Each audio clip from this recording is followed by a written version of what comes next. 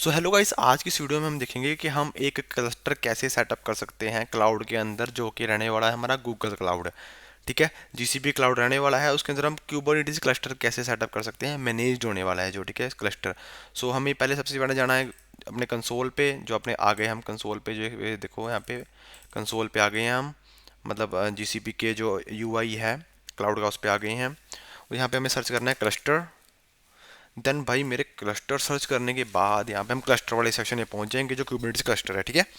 सो इसके बाद यहाँ पे हम करेंगे क्रिएट। अब यहाँ पे दो आते हैं, यहाँ पे ऑटो पायलट करना है या स्टैंडर्ड करना है। भाई ऑटो पायलट क्या होता है, महंगा होता है और चीज़ें वैसे रिकमेंडेड होता है, ये महंगा भी होता है, बट हम स्टैंडर्ड की तरफ से चलेंगे। ठीक है, फिलहाल ऑटो पायलट हम बाद में कन्फिगर करेंगे, बट पहले हम स्टैंडर्ड पे चलेंगे। स्टैंडर्ड पे आगे जी हम। ठीक है, तो यहाँ पे हम क्लस्टर नेम रख देंगे K8S क्लस्टर। ओके, आप अपने हिसाब से कुछ भी रख सकते हैं, इट्स नॉट एन इश्यू। यहाँ पे हम रीजनल नहीं करेंगे, जोनल करेंगे। अगर हम रीजनल कर देते हैं तो यहाँ पे यूएस सेंट्रल वन में 3 नोड्स बन जाएंगी रीजन के हिसाब से। ठीक है, सो हम यहाँ पे जोनल करेंगे, सो ओनली।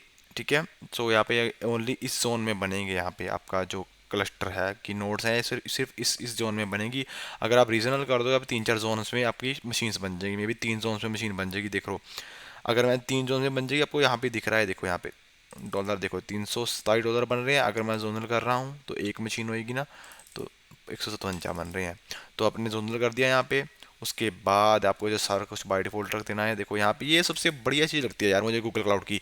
ये पता ही करता है, यहाँ पे जो भी आप रिसोर्स सेलेक्ट कर रहे हो ना, साथ के साथ उसकी वैल्यू दिखा देगा कि आपका पर मंथ इतने लगने वाला है, अबाउट आवर इतने लगने वाला है पैसे। ठीक है, ये बहुत बढ़िया चीज़ है वैसे इन लोगों की, है ना। हालांकि ये AWS में और अज्योर में ये चीज़ अवेलेबल नहीं है। तो सेकंड वाले में हम जाते हैं फ्लीट रजिस्ट्रेशन, इसको हम ऐसे ही छोड़ दो। डिफ़ॉल्ट पूल में आ जाओ, यहाँ पे डिफ़ॉल्ट पूल रहने दो, या नेम चेंज कर दो, नोड पूल कर दो चाहे इसको, नोड पूल। ओके, हमने नोड पूल कर दिया। साइज़ कितना रखना चाहते हैं हम, साइज़ तो भाई एक ही रखना चाहते हैं, हमें एक ही रखना चाहते हैं, क्योंकि भाई हमें इतना खर्चा नहीं करना, हमें टेस्ट के लिए चाहिए बस। ठीक है, अनेबल ऑटो क्लस्टर कर दो यहाँ पे, कि अगर क्लस्टर में कुछ ज़्यादा मतलब लाइक हैवी ट्रैफिक आ जाए तो उसको ऑटो स्केल कर देगा, मिनिमम नोड 1 कर देगा और मैक्सिमम नोड 2 कर देगा। ठीक है, या मिनिमम भी बनी कर देगा, मैक्सिमम भी बनी कर देगा, मिनिमम भी बनी कर रखिएगा। मतलब टेस्टिंग के लिए चाहिए मिनिमम, चाहे तो आप यहाँ पे 100 भी कर सकते हो। डॉलर्स देखें देगा, कहाँ पे जाएंगे, डॉलर्स 158 ओनली। नो, ऐसा हो नहीं सकता वैसे। ओके, इसने उठाया ही नहीं है 100 मशीन। अगर मैं इसको 89 मशीन करूँ, 8 मशीन, 20 मशीन्स करूँ, चलो कोई नहीं, फ़िलहाल के लिए हम इसको एक मशीन कर लेते हैं। सो आफ्टर दैट फिर हम यहाँ पे स्पोर्ट वीएम्स कर लेते हैं। ठीक है, स्पोर्ट्स वीएम स्टैंडर्ड वीएम्स में क्या फ़र्क है। स्टैंडर्ड वीएम होते हैं जो आपके लिए हैं कि भाई आप चला सकते हो, कोई इशू नहीं है। स्पोर्ट वीएम ऐसा होता है कि जीसीबी कभी भी आपसे ले सकता है इसको।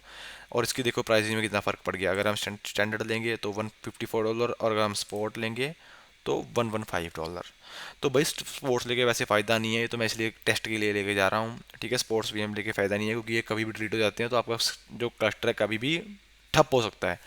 तो आप स्टैंडर्ड वीएम के साथ जाना ऑलवेज। ठीक है, सो इसको सारे को बाय डिफॉल्ट रहने दो। ऐसे ही नोट्स पे चले जाओ, नोट्स पे आपको सिलेक्ट करनी है अपनी नोट्स, कौन सी नोट्स लेनी है। ठीक है, यहाँ पे एक छोटी से लेके बड़ी की बड़ी नोड पड़ी है, नोड मतलब मशीन नहीं है। ठीक है, आपकी मशीन कौन सी लेनी है आपको, भाई मशीन सेलेक्ट करो, कोई भी सेलेक्ट कर सकते हो। यहाँ पे ये कर लो, उसके हिसाब से बिलिंग हो जाएगी, ये कर लो, ये कर लो, बिलिंग उसके हिसाब से चलती रहेगी। ठीक है, तो सबसे वैसे बेस्ट इजी जो रहता है, सही रहता है, मतलब मशीन्स वगैरह वो E2 रहती हैं, E2 वाली मशीन। यहाँ पे आप E2 में जाके कोई भी सिलेक्ट कर लो, आपको स्मॉल वाल चाहिए, माइक्रो वाल चाहिए, मीडियम वाल चाहिए, तो हम मीडियम कर रहे हैं फिलहाल। ठीक है, तो मीडियम के साथ चलेंगे हम। तो यहाँ पे अपनी बूट डिस्क सेलेक्ट कर रखी है आपने, कौन सी चाहिए आपको। बैलेंस परसिस्टेंट डिस्क चाहिए, स्टैंडर्ड परसिस्टेंट डिस्क चाहिए, SSD परसिस्टेंट डिस्क चाहिए। ठीक है, तो वैसे बाय डिफॉल्ट ही चलेंगे हम सबके साथ। बाकी सब कुछ ऐसे ही रहने दो। नेटवर्किंग नेटवर्किंग कुछ छेड़ने की जरूरत नहीं है, बाकी सारा कुछ अपने आप कर देगा ये जीसीबी। ठीक है, मेटा डाटा कुछ छेड़ने की जरूरत नहीं है। ऑटोमेशन अगर आपको कुछ अपनी तरफ से करना है वो आप कर सकते हो, बाकी सारा हमारा क्लस्टर तैयार है। बाकी सारा कुछ बाय डिफॉल्ट कर देगा, हमें कुछ नहीं करना। और हमें यहाँ पे क्या कर देना है, जस्ट क्रिएट। अब इसने क्या कर दिया, क्लस्टर क्रिएट करना शुरू कर दिया। सबमिट हो रहा है। अब यहाँ पे देखोगे आप, भाई साहब ये कर रहा है क्लस्टर क्रिएट। ठीक है, क्रिएटिंग द क्लस्टर। अब यहाँ पे जब क्लस्टर क्रिएट हो जाएगा ना, हम उससे कनेक्ट कर सकते हैं। मैं नेक्स्ट वीडियो में अब हमारी कमांड लाइन स्टार्ट हो रही है, CLI पार्ट स्टार्ट हो रहा है क्यूबरनेटिस का, उसमें कमांड्स वगैरह देखेंगे हम और यही वाला क्लस्टर कनेक्ट करेंगे, ठीक है। उसमें आपको कनेक्ट करके भी दिखा दूंगा और बाकी कमांड्स भी परफॉर्म करने दिखा दूंगा, ठीक है जी। सो मिलते हैं नेक्स्ट वीडियो में।